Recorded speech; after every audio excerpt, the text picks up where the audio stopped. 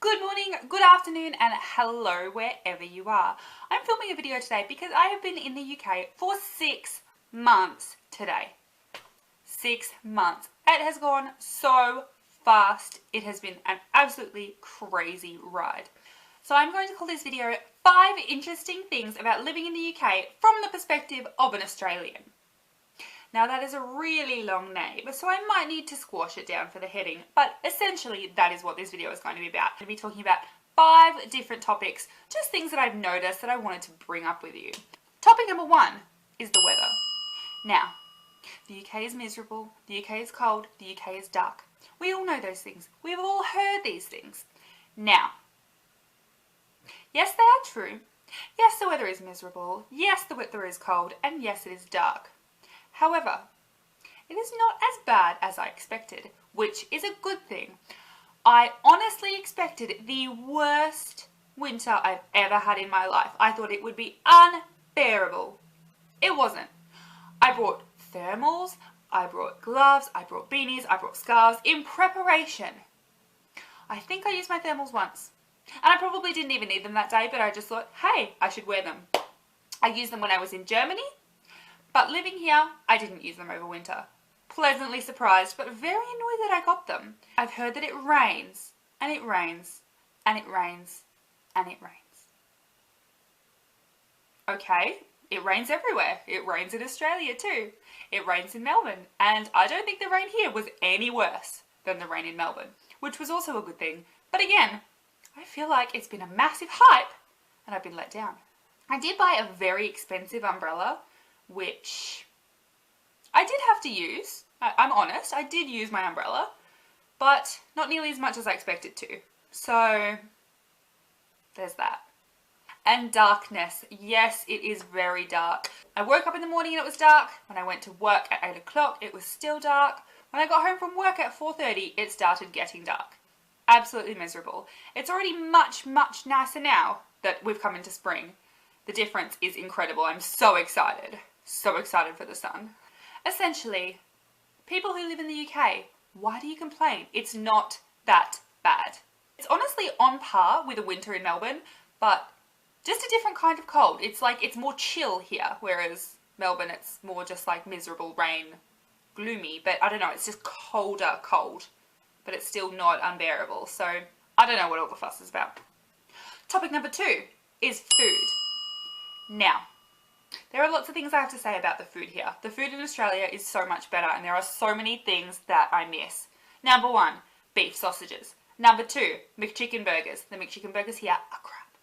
Number 3, dim sims. Number 4, potato cakes. Number 5, Tim Tams. Number 6, pizza that doesn't cost an absolute fortune. All of those things are the things that I miss so much. Don't get me wrong, there is nice food here, but those are the things I miss. Things I really enjoy here. Chicken doner, lamb doner, just doner meat in general, it is amazing. Honestly, it is so good and I will miss this so much. Going down to the shop, getting a chicken doner burger with garlic sauce, oh my gosh. Honestly, best thing ever. But I do have a question. Why is pizza so expensive here? Why? I don't understand. A margarita pizza in Australia is like $5, like £2.50. Here, a large margarita pizza is like £10. That's like 20 Australian dollars for a margarita pizza. Why? Why, UK, do you charge so much for your pizza? It does not make sense. Number 3 is traffic. I don't have a car here. I am so glad I don't have a car here. I'm living in Bristol and I've heard that the traffic can be worse than in London. I completely believe that. The traffic here is utter crap. All the time, just at a standstill constantly. You cannot get anywhere. Thank gosh there are bus lanes because when I'm on a bus we can just whiz past, but the cars do not move, gridlock all the time. I can't drive a manual car. Basically, all the cars here are manual cars. So I'm stuffed.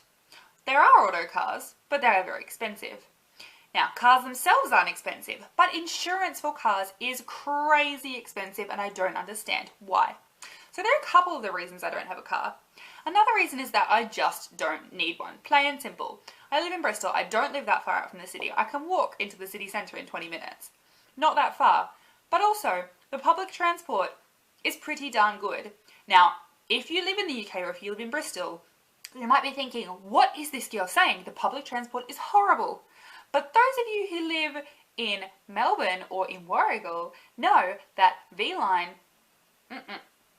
So comparing to the V-Line that I've experienced in Melbourne and comparing to here, this is much, much, much better. Drivers here are very rude. They do not give way to you even if they are supposed to.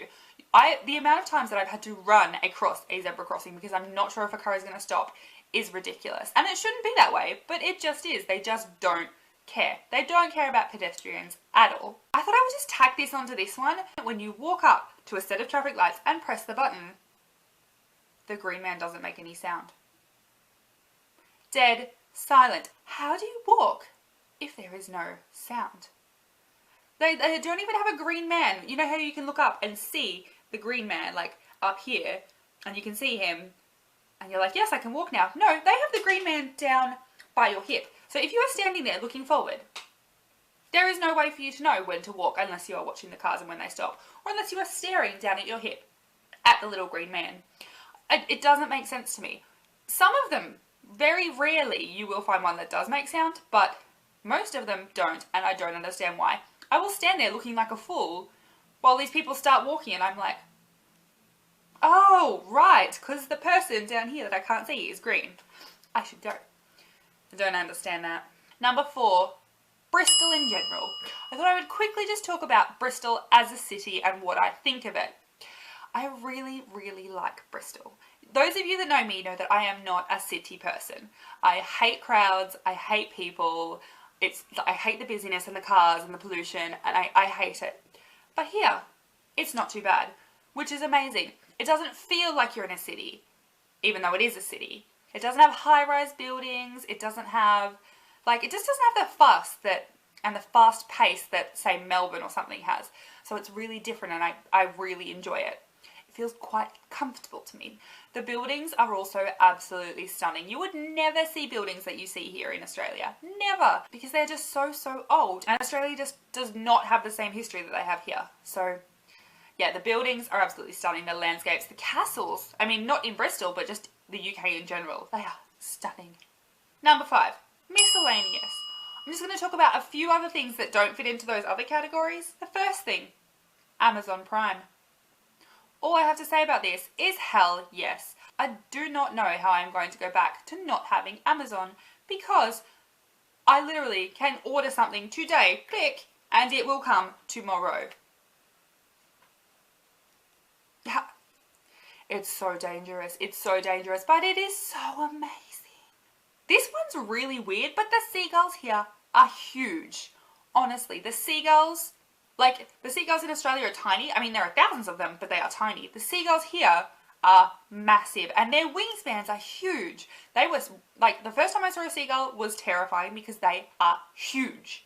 Daffodils. There are daffodils everywhere. Now, we've just come into spring, but already there are daffodils everywhere.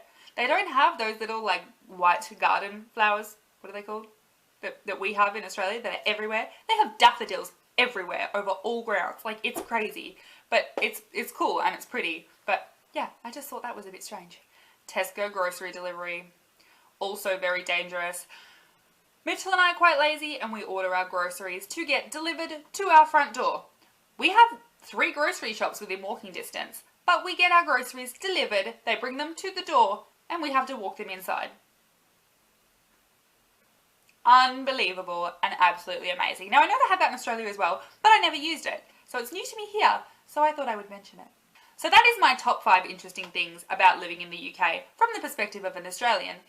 I thought I would end this quickly by just saying some words that have definitely caught me off guard or definitely got me into sticky situations at times. The first one, obviously, is pants. Pants here does not mean pants. Pants here means underwear. Obviously, I work at a school. I was doing painting with children. We'd done an outline of their bodies and they were painting their clothes. And I said, oh, what colour are you going to paint your pants? This led to blank stares of, Miss, what? And me saying, oh, trousers. I mean, what colour are you going to paint your trousers?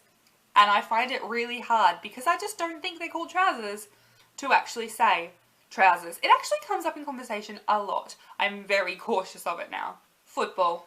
Obviously, football here is not AFL. Football here is soccer, and I just cannot wrap my head around it. I cannot say football for soccer. It has to be soccer. This one sort of relates to that, saying oval. They're not ovals here. They're like fields, rectangles, but they're not ovals. And I've said to the children, let's go outside and play on the oval. They're like, miss, what? It's not an oval. It's not an oval. It's a field. I don't know what they call it. Another school-related one, texters. They're not texters here. They're felt tips. It's so hard when I say, can you go get some texters? And I just get a blank stare. And I'm like, oh, what are they called? Markers? Pens? And I just can't think of it. Felt tips. They're felt tips. And the last one, cordial. Not cordial here. Squash. I didn't even have anything to say about that one. So that is my video. I hope you enjoyed it. I really enjoyed sitting down and filming this, so maybe I'll do some more. Maybe if you have any questions about being an Australian living in the UK, or just living in the UK in general, just leave them below and I'll try to answer them next time I film one of these videos. I really enjoyed it, so I'm hoping to keep it up. Have a good day or night or whatever it is where you are, and I will see you next time.